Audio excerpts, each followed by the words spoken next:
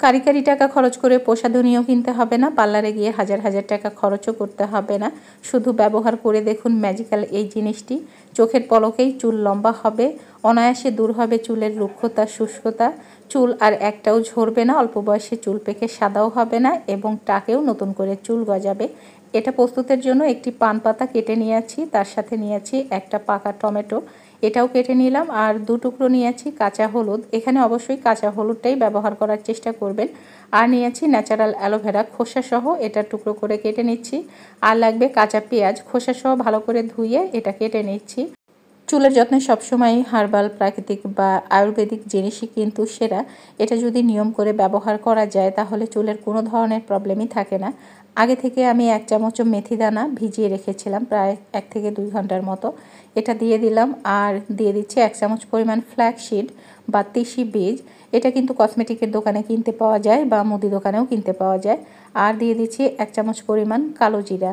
দেখে নিশ্চয়ই বুঝতে পারছেন এখানে যে উপকরণগুলো ব্যবহার করছি সবগুলোই কিন্তু প্রাকৃতিক এবং অনেক গুণাবলীতে ভরা। এটা আরও একটু পানি দিয়ে ব্লেন্ড করে নিয়েছি আর সুতি একটা কাপড় দিয়ে এটা ছেঁকে নিচ্ছি।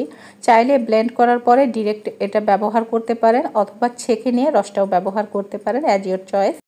তবে ছেঁকে নিয়ে ব্যবহার করলে হয় কি, এটা উঠাতে সুবিধা হয় আর ছোবড়া ছোবড়া চুলে লেগে থাকে না, ওটা আবার উঠাতে একটু সময় লাগে। আর 1 চামচ পরিমাণ নারকেল তেল দিয়ে দিচ্ছি। নারকেল তেল, অলিভ অয়েল, বাদাম তেল, তিলের তেল, যে কোনো তেলটাই এখানে ব্যবহার করতে পারেন। খুব ভালো করে মিশিয়ে নিলেই এটা প্রস্তুত হয়ে যাবে। আর এটা কিন্তু বেশি করে প্রস্তুত করে লং টাইমের জন্য সংরক্ষণও করা যাবে, প্রায় 1 মাস পর্যন্ত আপনি এটা সংরক্ষণ করে রাখতে পারবেন। তবে অবশ্যই কাচের জারে ভরে ফ্রিজের নর্মাল চেম্বারে রেখে দিতে হবে। এবার বলছি ব্যবহারের নিয়ম।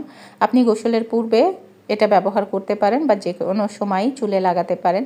ছোট বড়, ছেলে মেয়ে, টিনেজার সবাই এটা ব্যবহার করতে পারবে চুলের যত্নে।